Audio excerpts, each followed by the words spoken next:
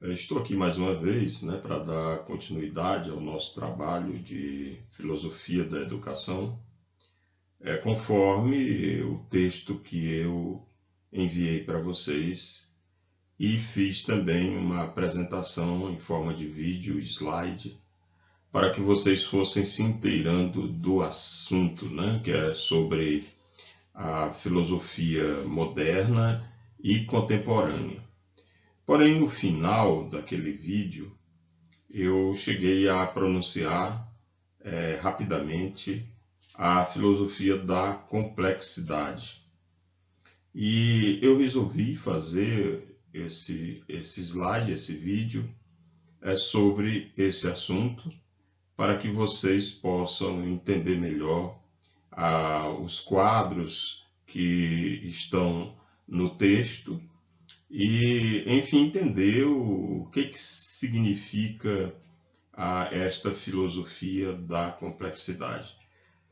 Eu pensei nisso principalmente pelo momento que nós estamos vivendo, né, na nossa sociedade. Nós não estamos vivendo um momento assim simples de se resolver.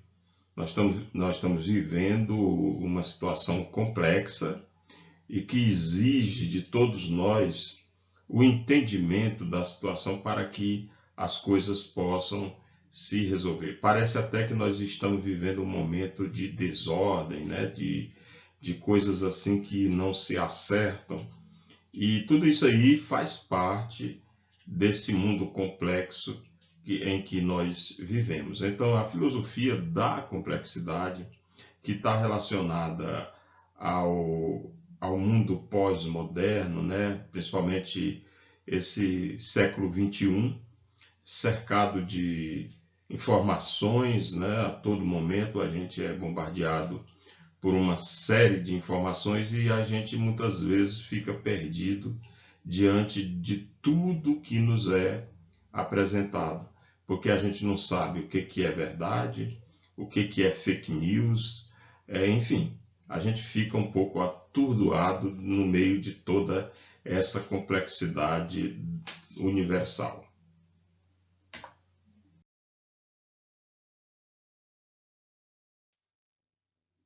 Eu começo essa aula, essa mini aula, né, com uma reflexão que eu extraí de um livro que eu tenho há algum tempo aqui na minha biblioteca, que eu vou mostrar para vocês, que é o livro Ponto de Mutação. E por que eu quero chamar a atenção de vocês para esse livro? Porque esse livro, ele também traz essa questão da complexidade, desse paradigma sistêmico em que nós estamos vivendo, e eu achei interessante trazer essa reflexão para que vocês pensem e reflitam sobre esse momento. A reflexão é a seguinte, como eu já falei, está no livro Ponto de Mutação, diz o seguinte: a nova visão da realidade, ela baseia-se na consciência do estado de inter-relação e interdependência essencial de todos os fenômenos físicos, biológicos, psicológicos, sociais e culturais. Essa visão ela transcende as atuais fronteiras disciplinares e conceituais e será explorada no âmbito de novas instituições. Ou seja, essa ideia ela parte de que não somos ilhas, nós vivemos numa teia de responsabilidades, numa teia que se entrelaça, né? As coisas se entrelaçam, nós fazemos parte de um todo, nós não somos apenas seres individuais, nós somos seres individuais, mas que trabalhamos no coletivo, e esse coletivo é o universo. E essa é a visão da filosofia da complexidade. Não vê as coisas individualmente, mas como um sistema universal, onde cada peça é fundamental para que as coisas se encaixem.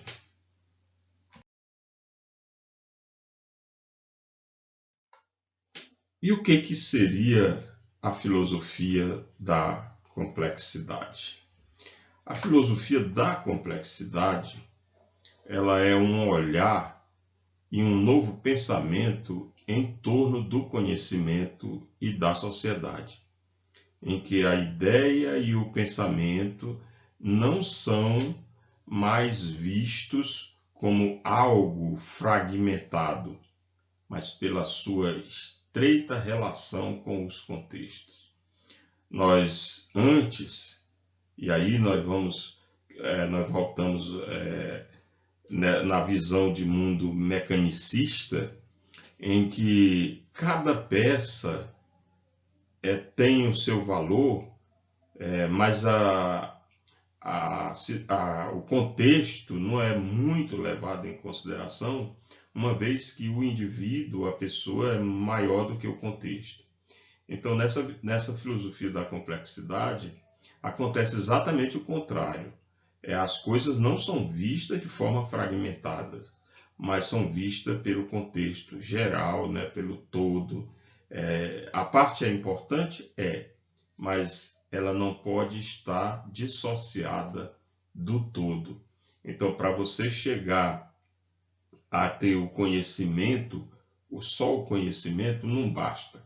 É preciso que esse conhecimento esteja vinculado ao todo, senão perde o sentido. Esse é o sentido da filosofia da complexidade. Essa palavra complexidade, ela tem origem na palavra latina complexo. Complexos. O que significa complexos? Significa que é um tecido em conjunto. Vejam a ideia do todo, tecido em conjunto, na realidade como um todo, e que estabelece relações com o todo. Ou seja, não é a questão individual, é a questão total, a totalidade. Isso é importante. Essa é a visão do mundo complexo. O mundo é complexo porque as coisas não são vistas individualmente, mas são vistas como um todo, e isso é importante para que as coisas se organizem e encontrem saídas coletivas para a nossa sociedade. E qual seria o principal expoente dessa filosofia? Exatamente como eu já havia falado no vídeo anterior, a principal figura desse movimento se chama Edgar Morin. Edgar Morin, ele é francês, ele nasceu em 1921, portanto ele tem 99 anos, com muita lucidez, ainda dá palestra onde é chamado, né? Tem participação muito ativa na cultura universal. E ele é a pessoa que defende esse movimento. E para a gente falar no Edgar Morin, é importante que a gente se reporte lá no final do século XX, quando a Unesco ela promoveu um grande debate sobre educação, do qual surgiu o documento Educação, um Tesouro a Descobrir, que é um relatório sobre a educação do futuro, escrito por Jacques Delors. Então, esse documento ele é muito importante porque ele trazia, basicamente, os 4 pilares da educação. Quais são os 4 pilares da educação? Rapidamente aqui para a gente entender.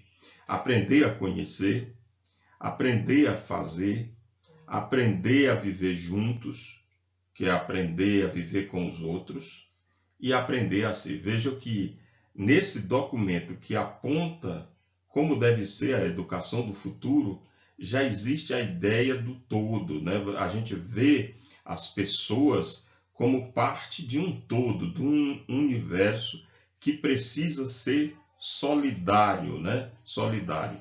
Essa é a ideia da complexidade. Paralelo a esse documento, a Unesco convidou o antropólogo, sociólogo, filósofo, já muito conhecido no mundo, Edgar Morin, para ele também participar. E aí ele escreveu o documento, o livro que foi publicado pela Unesco, intitulado Os 7 Saberes Necessários para a Educação do Futuro, que seria a educação pós-moderna, a educação do todo, a educação das pessoas solidárias, participativas, democráticas, né? E o Edgar Morin, ele escreveu esses 7 saberes, que rapidamente eu vou repetir. O primeiro é as cegueiras do conhecimento, o erro e a ilusão. Ele fala que o conhecimento tal qual é dado nas escolas, ele termina proporcionando uma cegueira às pessoas, porque é um conhecimento repetido.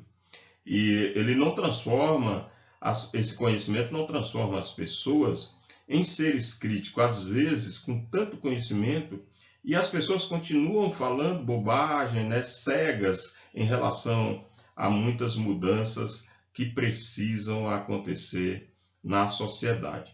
O segundo são os princípios do conhecimento pertinente.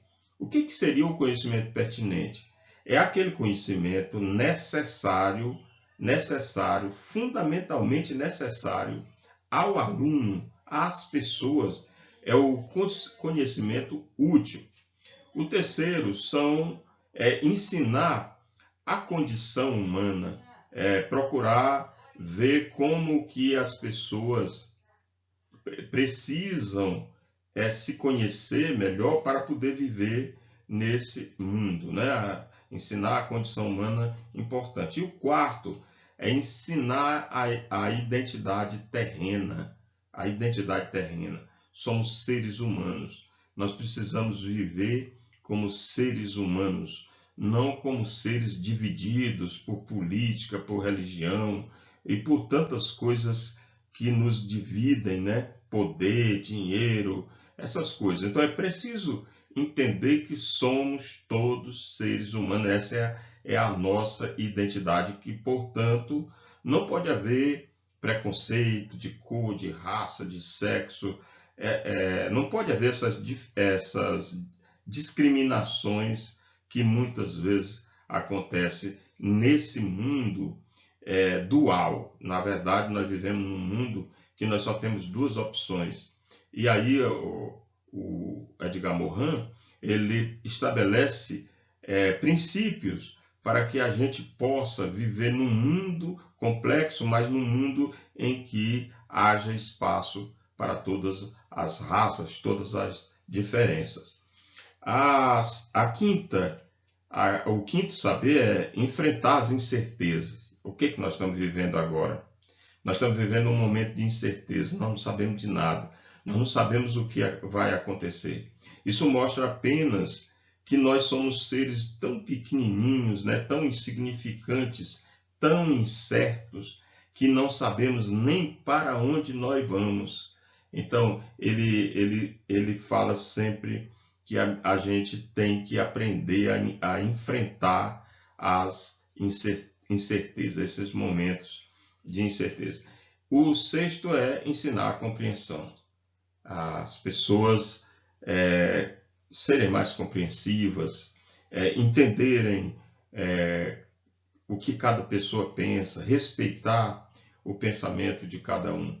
Porque isso, afinal de contas, é o que vai nos dar condições de viver uma vida digna e igualitária.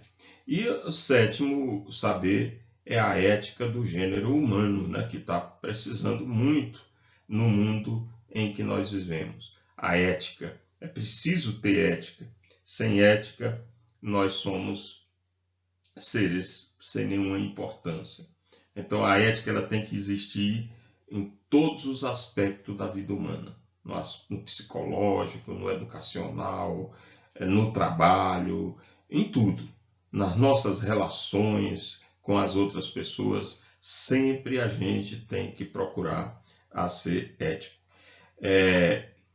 Segundo o Edgar Morin, voltando aqui à questão da complexidade, da filosofia da complexidade, ele dizia o seguinte, que ele pensava que seu pensamento era estruturado na ideia de que a realidade precisa estar alicerçada em uma estrutura conceitual capaz de integrar as dimensões biológicas, cognitivas e sociais da vida, da mente e da sociedade, encarando as questões críticas dos tempos atuais de maneira mais coerente e sistêmica. É daí que surge a ideia da transdisciplinaridade ou interdisciplinaridade que a gente viu nos parâmetros curriculares nacionais e agora na BNCC a questão da transdisciplinaridade, da interdisciplinaridade. Isso é uma ideia de Edgar Morin. Quer dizer, a LDB ela foi construída no mesmo ano da publicação dos 7 saberes necessários à educação. Então, é claro que tem uma influência de Morin nesse processo.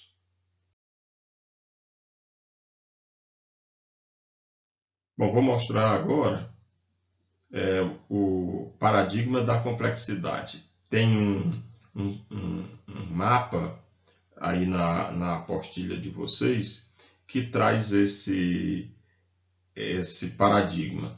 E aqui é importante porque a gente vai compreender o que é o paradigma da complexidade. Você pode observar que aqui nós temos várias linhas, né, saindo aqui da palavra paradigma da complexidade. Isso aqui é para entender toda essa complexidade do mundo em que vivemos.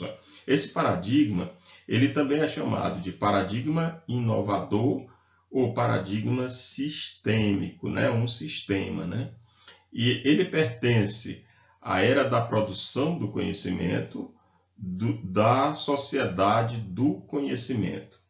E ele busca superar o paradigma mecanicista, racional, e tem uma visão né, mecânica fragmentada, reducionista e dualista.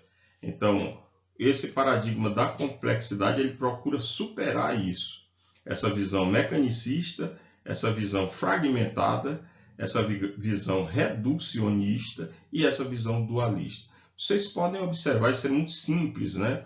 A nossa vida é muito dual, né? Nós sempre parece que temos que escolher entre uma coisa e outra, entre o certo e o errado. Parece que nunca tem um meio termo. Então, o paradigma da complexidade, ele vem para superar isso, e não para repetir esse reducionismo, né? Que tudo vai dar naquilo, né? Então, aqui a gente pode pensar que tem uma causa, um efeito e tem uma causa. Então, é importante ver isso aí. O paradigma da complexidade, portanto, ele busca propor uma visão do mundo, né, e uma reaproximação. Essa visão do mundo, ela é a visão da totalidade, da conexão, da teia, né, como se fosse uma teia, e dos sistemas integrados.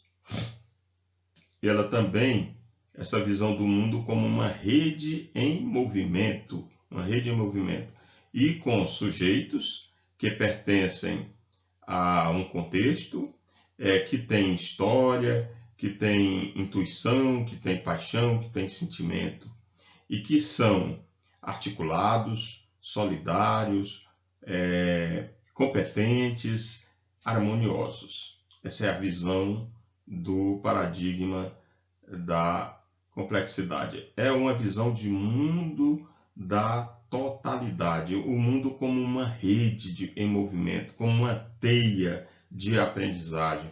E aí a gente, quando fala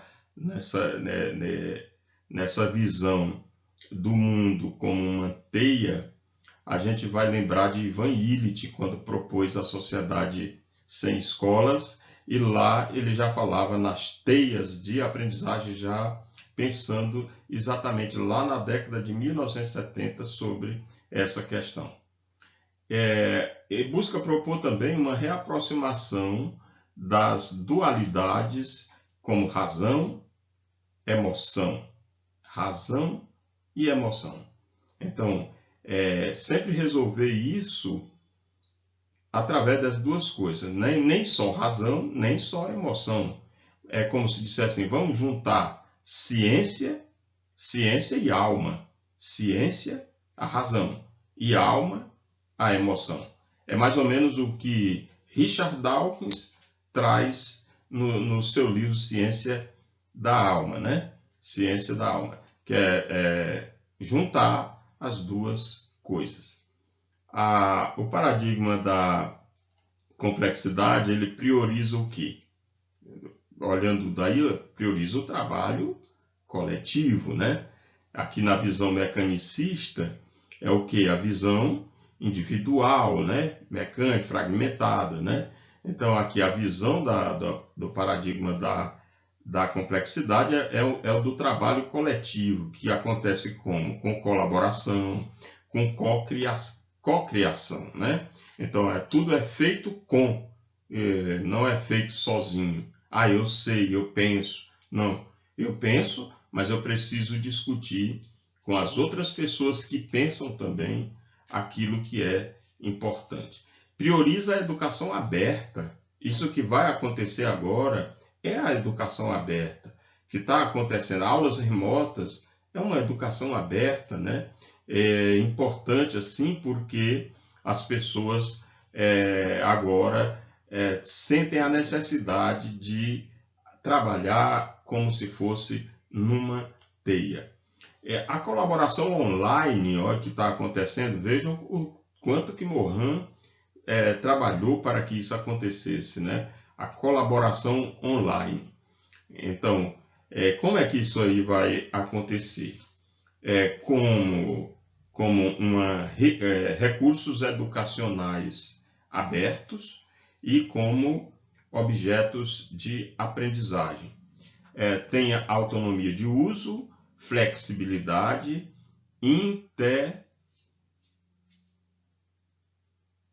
interoperabilidade. E como mídias sociais, né, é importante hoje Facebook, Twitter, o YouTube, o Instagram, né, são mídias sociais com as quais se trabalha nessa colaboração online. Redes de aprendizagem. Aqui mais uma vez vamos voltar ao Ivan Illich, lá na sua Sociedade Sem Escola, que ele apontava as teias de aprendizagem, as redes de aprendizagem e a coletividades de pesquisa. Hoje se aprende muito, se quiser, com as redes de aprendizagem, né? O mundo está nas nossas mãos. Então, o que nós precisamos fazer? É ir atrás desse mundo. Está tudo aí na internet. Esse paradigma da complexidade, ele convive com universos individuais complexos. Universos individuais complexos. As pessoas. Cada pessoa é um mundo, né? Então, essas pessoas precisam conviver. E aí vem a questão de como esse paradigma vê a escola. Então, a escola é vista como um centro de produção de conhecimento, com ensino visa a globalização, ao mundo como um todo, a transdisciplinaridade, a multidimensionalidade, né? São palavras assim importantes que já existem, né? Mas ainda é preciso se aprender bastante. E esse ensino, ele valoriza o quê? o pensamento crítico, o pensamento reflexivo, o pensamento transformador e o espírito investigativo, né? Que é o espírito científico. Esse é que é o ensino nessa perspectiva da complexidade. E o ensino promove a aprendizagem colaborativa, que é a aprendizagem participativa, né? E aí volta a questão dos 7 saberes necessários à educação e do documento da Unesco, dos 4 pilares da educação. Vejam como quanto isso é interessante. Vocês podem depois ver, cada um aqui está lá na apostila de vocês, e que vocês podem, bem devagarinho, nem precisa ler o texto, basta você compreender esse quadro aqui, esse mapa, que aqui já está falando tudo do que seja o paradigma da complexidade.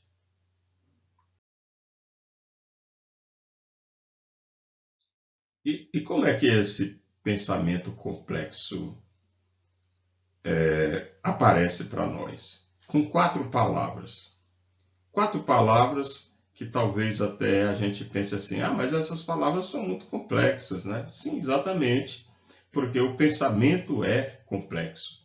Então, aqui nós temos as 4 palavras: ordem, desordem, organização e interação. Então, é possível uma ordem quebrada, é possível haver uma desordem, é possível, depois de uma interação, haver uma organização de tudo. Por exemplo, o momento que nós estamos vivendo isso aqui, né? A desordem, já passamos por isso. Agora nós estamos vivendo isso aqui. Nós vamos nos organizar, interagir, para depois a gente voltar à ordem. Isso pode ter certeza, porque o mundo é complexo e ele vai ter que conviver com isso para poder resolver os seus problemas. Por isso que é importante a pluralidade, né? A gente não pode achar que sozinho a gente vai resolver todas as questões do mundo. Só se faz as coisas com colaboração, com os outros colaborando, com as pessoas sugerindo. Só assim nós vamos chegar a isso. Então, essa é a ideia do pensamento complexo. Essa é a ideia do paradigma da complexidade, da filosofia da complexidade, que tem em Edgar Morin o seu principal expoente. Espero que vocês tenham compreendido este vídeo e um abraço a todos. Até o próximo vídeo.